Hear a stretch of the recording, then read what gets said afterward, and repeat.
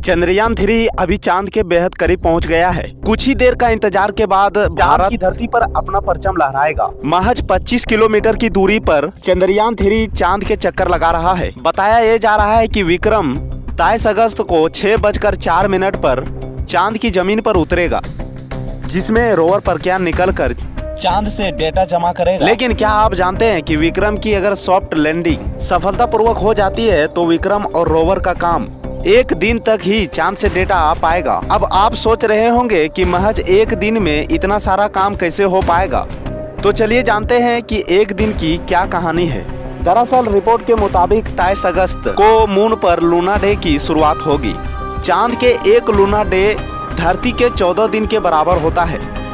इन 14 दिनों तक चांद पर लगातार सूरज की रोशनी रहती है और चंद्रयान 3 में जो लाइट लगे हुए हैं वो एक लूनार दिन की है, जो ये सोलर की पावर की वजह से चलती है, इसलिए इन्हें सूरज की रोशनी की जरूरत होती है।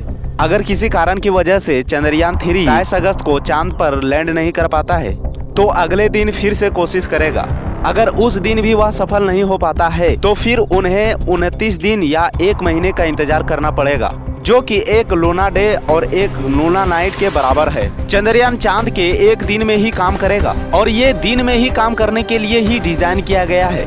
कई रिपोर्ट्स में ये बताया गया है कि इसके बाद रात में तापमान माइनस से भी काफी ज्यादा नीचे गिर जाता है, जिसके वजह से प्रज्ञान सरवाइव नहीं कर पाएगा।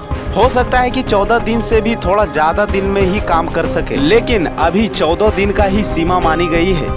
इस मिशन में 14 दिन तक विक्रम और प्रज्ञान काम करेंगे। वैसे ये 14 दिन या एक लूनर दिन लूनर के बाहर निकलने के बाद काउंट होगा और इन दोनों की वजह से इसकी टाइम को सेट किया गया है। अभी विक्रम के लिए अगला पड़ाव स्पीड कंट्रोल कर लैंडिंग के लिए अच्छी जगह खोजना है। इसके बाद चांद पर रिसर्च का काम किया जाएगा। propulsion मॉडल से लैंडर और रोवर अलग हो चुके हैं। रोवर तो अब चांद की लैंडिंग की तैयारी कर रहे हैं, लेकिन अभी propulsion मॉड्यूल चांद की चारों ओर घूमता रहेगा और कम्युनिकेशन बनाने के लिए चांद के चक्कर लगाता रहेगा और इसके साथ ही चांद से डेटा कलेक्ट कर जमीन पर भेजता रहेगा।